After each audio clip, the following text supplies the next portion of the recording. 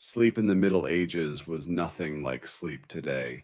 It was not a protected, quiet, private act separated from danger and fear. It was one of the most exposed moments of medieval existence. When people lay down to sleep, they did not retreat from the world. They opened themselves to it. For medieval people, sleep was never guaranteed. It was uncertain, fragile, and easily broken. Night did not pause life, it transformed it. Darkness did not bring peace, it brought vulnerability. Artificial light was weak, rare, and expensive. When the sun vanished, the world did not soften, it hardened. Shapes disappeared, sounds grew sharper. Fear filled the gaps left by sight. Sleep happened in a world where danger could arrive without warning. Medieval homes were not designed for rest. They were built to endure weather and scarcity, not to protect the mind. Smoke lingered in the air. Drafts slipped through walls. Floors were hard. Ceilings leaked. Comfort was not expected. Survival was. Most people did not sleep alone. Sleeping alone meant being unguarded. Families slept together on beds, benches, floors, or piles of straw. Parents, children, servants,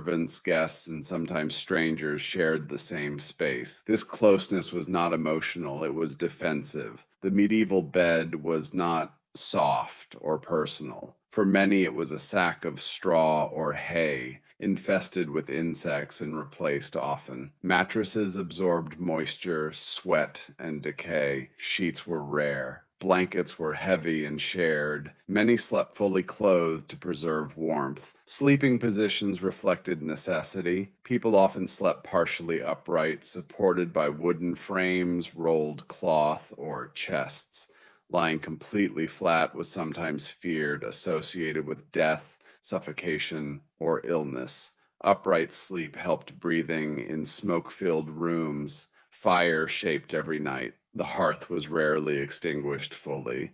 Someone remained half awake to watch sparks and embers. Fire provided warmth, light, and safety, but it also threatened destruction. Entire families slept knowing one mistake could burn everything. Cold defined sleep more than comfort. Medieval houses trapped dampness. Stone and wood held chill. Wind crept through every gap. Winter nights were long, dark, and relentless. Bodies pressed together to share heat. Sleep without warmth invited sickness. Sleep was rarely continuous. Many people experienced two periods of rest. After sunset came the first sleep, followed by waking in the deep of night. People prayed, talked quietly, tended fires, checked animals, or simply lay awake with thoughts. Then came the second sleep before dawn. These waking hours were normal, not insomnia.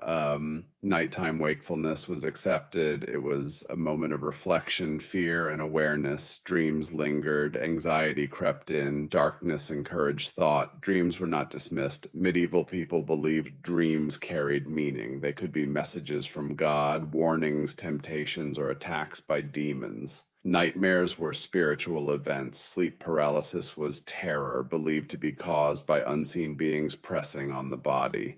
The night was never silent. Animals moved, wood cracked, wind howled. People coughed, whispered, prayed, cried, or spoke in sleep. Silence was unsettling. Silence suggested absence. Absence suggested death. Security during sleep was fragile. Doors were thin. Locks were simple. Windows were uncovered. Thieves often struck at night. Fires spread fastest while people slept. Entire towns burned because someone slept too deeply. Because of this, sleep was light. Deep, unconscious sleep was dangerous. People trained themselves to wake quickly. Children learned early to respond to sound. Sleep was never full surrender. Animals slept nearby for warmth and warning. Dogs, chickens, goats, sometimes pigs shared sleeping spaces. Their movements alerted people to danger. An animal's panic could save lives. Illness reshaped sleep entirely. Fevers brought delirium and terror. Pain prevented rest. There were no quiet sick rooms. The ill slept among the living. Groans and coughing filled the night. Suffering was shared. Smell saturated sleep. Smoke clung to hair and clothes. Sweat soaked bedding. Waste remained nearby.